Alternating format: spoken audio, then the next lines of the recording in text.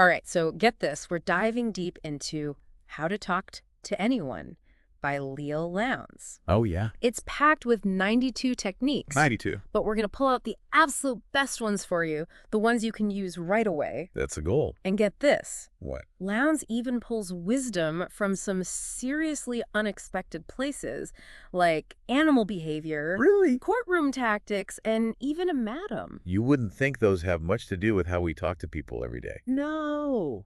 But Lowndes makes some fascinating connections. So first up, first impressions. Lowndes argues that people size you up before you even say a word. It's true. Subtle cues send signals about who you are. Exactly, and she's got some great stories. Yeah, she talks about instantly sizing up people's personalities Wow. and social standing just from their body language. Even in countries where she didn't speak the language. That's wild. It makes you realize how much we communicate without even realizing it. Right. So what can we do to send the right signals? Well, there's this technique called the flooding smile. You don't just grin the second you see someone. Instead, you pause, make eye contact, and then let a warm smile spread across your face. I see. So it's about being genuine, not just flashing a polite smile. Exactly. People can feel the difference. I like that. I'm a little skeptical about this next one, though, sticky eyes. Oh, yeah? It's about holding intense eye contact even when the other person is talking. Even when they're talking. She calls the super intense version epoxy eyes. I know it sounds intense. Yeah, a little creepy. Maybe even creepy, but there's a scientific reason behind it. Okay, I'm listening. When you hold someone's gaze, their heart rate goes up, they get a little adrenaline rush. Really? It's the same reaction people have in the early stages of romantic attraction. So, when done right, sticky eyes can actually create a subconscious sense of connection. That's the idea. Wouldn't staring at someone for too long come off as weird, though? Definitely context and relationship are key here. Yeah. You wouldn't want to do this with a stranger on the bus. Good point. It's more about being aware of your eye contact and using it strategically with people you're already comfortable with. Okay, that makes sense. Now, this next technique is about posture. All right. It's called hang by your teeth. And it relies on some pretty vivid imagery. What do you mean? Lowndes wants you to imagine you're an acrobat about to do an iron jaw act walking through doorways. Interesting. You're biting onto a leather bit hanging from the ceiling, Okay, which forces you to stand tall and straight. I see. It sounds a bit out there, but it's a clever way to reprogram your posture. That's true. And think about it. We walk through doorways all day long. Oh, yeah, all the time. If you practice this every time you do, it becomes a habit. So we've got the flooding smile, sticky eyes, and hang by your teeth. 3 powerful tools for making a killer first impression. But what happens after that initial hello? That's where small talk comes in, which, let's be honest, can be a bit of a minefield. Definitely. Some people might even dread small talk. I can understand that. But Lowndes argues that it's not about exchanging meaningless pleasantries. It's about finding common ground and building rapport. I agree. And she's got some interesting stories to illustrate her point. Oh, yeah. She talks about accidentally calling the wrong guy for a prom date, No way. but she ended up going with him anyway. Seriously. Yeah, because he had such a captivating voice and genuine interest in her life, even though they were complete strangers. It shows the power of a pleasant voice, even when talking about trivial things. Right. So much of communication is how we say things, not just what we say. Exactly. But I'm curious, what are some of her techniques to make small talk actually engaging? One that's super easy to implement is parroting. Okay. You simply repeat a key word or phrase that the other person says, but with a slightly questioning tone. So for example? She used it during a sleepy car ride to spark a half-hour conversation about the musical Sweeney Todd. Wait, so just by repeating a word or two? It sounds too simple, right? But it shows you're paying attention and keeps the conversation flowing naturally. Interesting. But Lowndes cautions against being too enthusiastic, especially when you're first getting to know someone. What do you mean? She tells this funny story about being trapped in an elevator with a group of menzons Oh, boy. who bombarded her with an intense discussion about the elevator's mechanics. Oh, no. So there's a balance between showing interest and not overwhelming people. Exactly, and that's where Never the Naked City comes in. What's that? It's about finding the right conversational bait. Like fishing. Exactly. You wouldn't use the same bait to catch a trout as you would a shark. So you have to tailor your conversation starters to the person and situation. Right. I love the example she gives about her hometown, Washington, D.C. Oh, yeah. If she's at a political event, she might mention its historical significance, but if she's at an art gallery, she might talk about its connection to famous artists. It shows you've put thought into the conversation, and you're not just rattling off generic pleasantries. Okay, so we've covered making a great first impression with techniques like the flooding smile and sticky eyes. Right. And we've explored the art of small talk, including parroting and never the naked city. That was good. But how do we move beyond those initial interactions and really project an air of confidence and influence? Lowndes dives into that next, using a fascinating analogy about tigers sizing each other up in the jungle. Oh, intriguing. Tell me more. Well, just like those tigers, people are constantly assessing each other's status and value. They want to know if you're someone worth their time and attention. It makes you realize how much is happening beneath the surface of our interactions. Right. So how do we communicate that we are indeed worth their time? Lowndes suggests crafting what she calls a nutshell resume. Okay. It's not your typical resume, though it's a concise and compelling way to describe what you do, focusing on the benefits you offer, not just your job titles. I love that focus on benefits. It's so much more engaging than just listing your credentials. Exactly. Like instead of saying I'm an accountant, you might say I help businesses make smart financial decisions. Exactly. It piques people's interest and makes them want to know more. That's smart.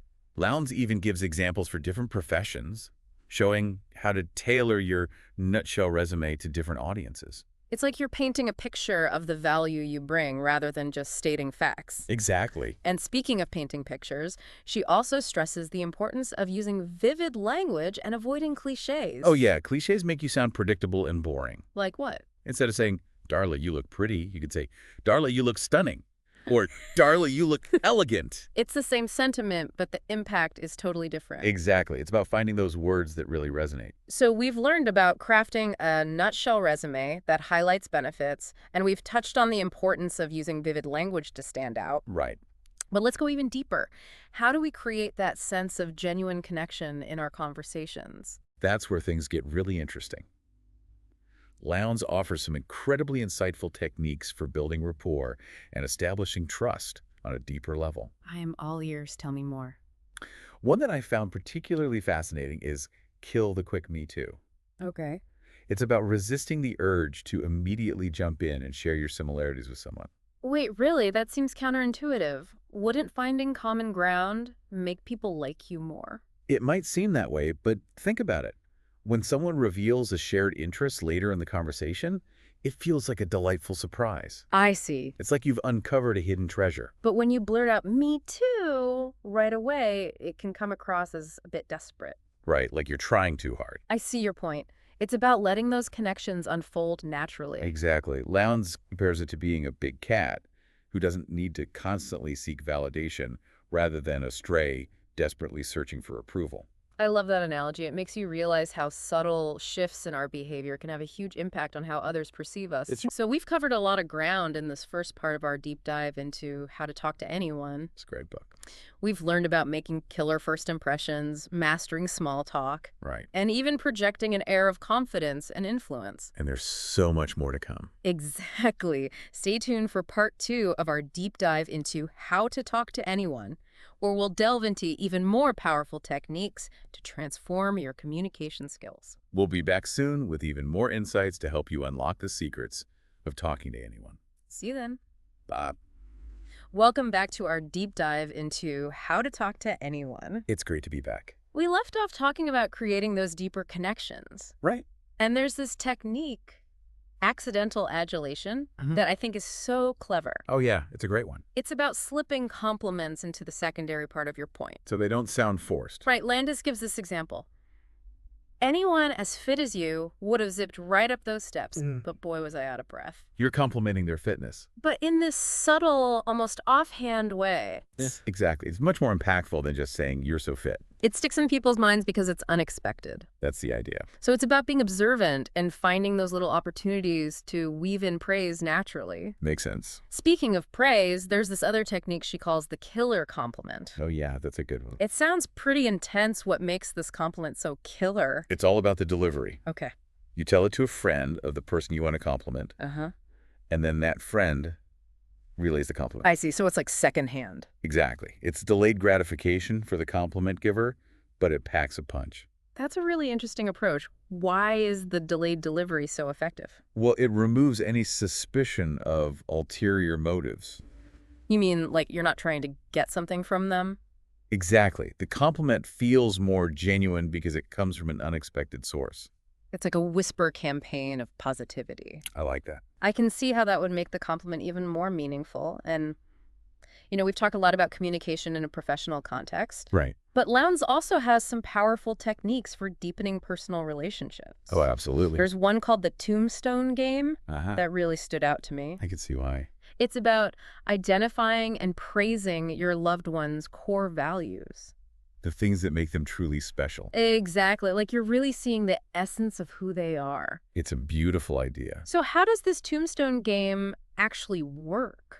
It's a thought experiment, really. Okay. You imagine your loved one's tombstone, Wow. and you ask yourself what words would be etched on it to capture their most admirable qualities. Interesting. It could be things like courage, compassion, integrity. Exactly. No. Or even a unique phrase that encapsulates their spirit. It's not just about praising superficial traits. It's about recognizing those deeper values that shape who they are. Okay, so we've explored some really powerful techniques for creating deeper connections, both professionally and personally. But let's shift gears a bit and talk about a specific communication channel that can be tricky. What's that? The phone. Oh, yeah. The phone can be tough. It can be a blessing and a curse. We can connect with people across the globe instantly, but it's easy to lose that personal touch without those visual cues. It's true. Lowndes tells a story about a travel agent named Ronnie, Okay.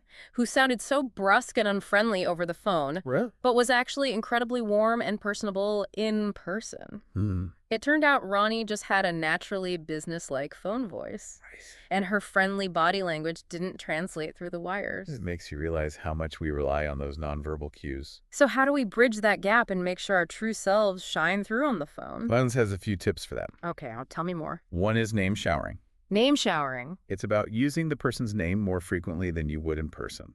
I can see how that would create a sense of warmth and familiarity. Exactly. Makes them feel like you're truly engaged. Okay, what else? Another easy one is talking on the upbeat. What's that? It's about consciously injecting more energy and enthusiasm into your voice. Even if you're not feeling it. Exactly. You have to compensate for the lack of visual cues. By making your voice more expressive. Right. It might feel a little unnatural at first, but it makes a difference. Okay, and what about voicemail? Lowndes also talks about the importance of having a professional and updated voicemail message. It seems like such a small thing. It is, but it makes a big difference. People perceive you as more efficient if your message is current. It's like a little glimpse into your work ethic. Right. Okay, so we've covered some key techniques for mastering phone communication, name showering, talking on the upbeat, and having a professional voicemail message. Now, let's talk about another social setting that can be a bit daunting. What's that? Parties. Oh, yeah, parties can be tough. Lowndes has a whole section on how to work a room, like a politician. Politicians, they know how to network. They do. What are some of their secrets? Well, one technique is rubberneck the room. Rubberneck the room? What's that? It's like when you're driving past an accident. Mm-hmm. You can't help but slow down and look. Mm.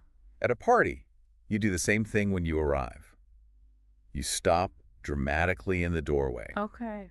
and you slowly scan the room, taking in the whole scene before you engage with anyone. That sounds a bit counterintuitive. Wouldn't you want to jump right into conversations and start mingling? It might seem that way, but rubbernecking actually makes you look more confident. Really? It shows you're not just blending into the background, you're assessing the situation. And choosing who you want to talk to. Exactly. I see. So it's a subtle power move. Right, and it goes hand in hand with another technique. Which is? Be the chooser, not the choosy. What does that mean? It's about taking initiative and approaching people you find interesting. Rather than just waiting to be approached. Yes. So it's about being proactive and creating your own opportunities. Right. What if you don't see anyone who sparks your interest? That's where rubbernecking comes in handy. By scanning the room, you can get a sense of who's there and who might be worth connecting with. Exactly. Like a reconnaissance mission before you deploy your social skills. I like that. Lowndes also emphasizes the importance of using open body language to signal that you're approachable. Right. She calls this Come hither hands. It's about making people feel comfortable. So when your hands are open and your arms are uncrossed, you're saying, I'm open to connection. Exactly. It's like you're a human magnet drawing people in with your positive energy. I love that. So we've covered some key techniques for mastering phone communication and navigating the sometimes treacherous waters of parties. Those are two tough ones. But we've only just scratched the surface. There's so much more to explore. So much more. In terms of building deeper connections, navigating tricky situations, and ultimately becoming a more confident and effective communicator. That's what it's all about. Stay tuned for the final part of our deep dive, where we'll uncover even more valuable techniques from Leil Lowndes' incredible toolbox of communication skills. We'll be back soon with even more insights to help you unlock the secrets of talking to anyone. Welcome back to our deep dive. We're wrapping up our look at how to talk to anyone. It's been a great conversation. And I'm already feeling more confident just thinking about all these techniques. Me too. You know, we've talked about being mindful of how our actions affect others. And Lowndes has this idea of the great scorecard in the sky. Oh, yeah, I like that one. It's like we're always earning or losing points in people's minds based on how we treat them. It's true. Those small everyday actions really add up. Like what? Returning calls, promptly remembering birthdays, following through on promises. Those are the things that make people feel valued. Then there are those little slip-ups. Oh, yeah. Like interrupting someone or forgetting a name. It's like stepping on a social landmine. It can really cost us points without us even realizing it. So true. So how do we avoid those hidden pitfalls? Well, Lowndes talks about see no bloopers, hear no bloopers. What's that? It's about overlooking those little mistakes and social gaffes that people inevitably make. Like spilling a drink? Or tripping over a word. Or even just looking a little tired. We've all been there. We all have those moments, and no one likes to feel embarrassed. It's about creating a more positive and supportive environment. I like that. And you know something else that's so important? What's that? Don't interrupt people.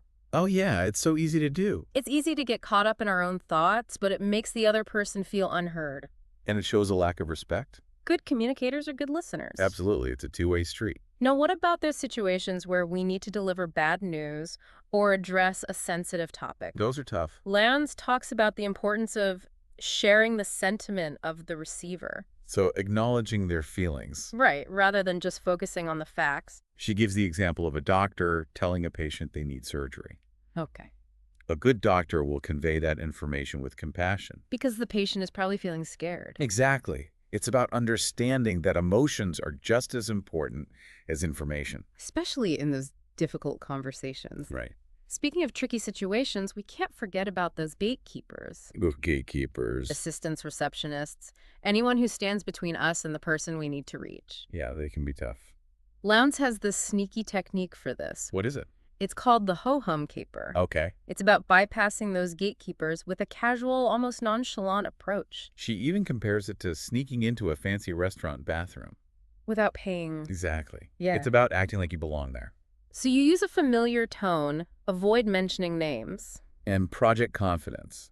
It sounds a bit mischievous, but I can see how it would be effective. It's not about being deceptive. It's about subtly implying a closer relationship. Okay, so we've covered navigating tricky conversations and even outsmarting gatekeepers. Two tough ones. But one of the most crucial aspects of communication is following up. Oh, yeah, so important. Lowndes talks about making a memorable departure. Okay. It's not just about saying goodbye, it's about ending on a high note and leaving a lasting impression. So what do you do? She suggests using a parting line that ties back to something you discussed earlier. Showing you were paying attention. And of course, it's crucial to actually follow through on those promises to stay in touch. Right, whether it's an email, a phone call, or even a handwritten note. It shows you're actually invested in building a connection. Absolutely. Well, we've covered so much ground in this deep dive into how to talk to anyone. So many great techniques. From making a great first impression to mastering small talk, navigating tricky situations, and even outsmarting those gatekeepers. Lowndes really covers it all. And the biggest takeaway for me is that communication is a skill. And like any skill, it can be improved with practice. It's so true. So here's a final thought for you. What one technique from how to talk to anyone will you try out today? I like that. Choose one that resonated with you and see what kind of impact it has. It's all about making those small, consistent efforts. That, over time, will transform you into a more confident and effective communicator. Exactly. Thanks for joining us for this deep dive into how to talk to anyone. It's been a pleasure. We'll see you next time for another deep dive into a new book. See you then. Thank you for joining us at Wisdom House, where we bring you timeless insights from the greatest books. If you found this deep dive valuable, don't forget to like, comment, share, and subscribe to Wisdom House. Stay curious, stay inspired, and we'll see you in the next video.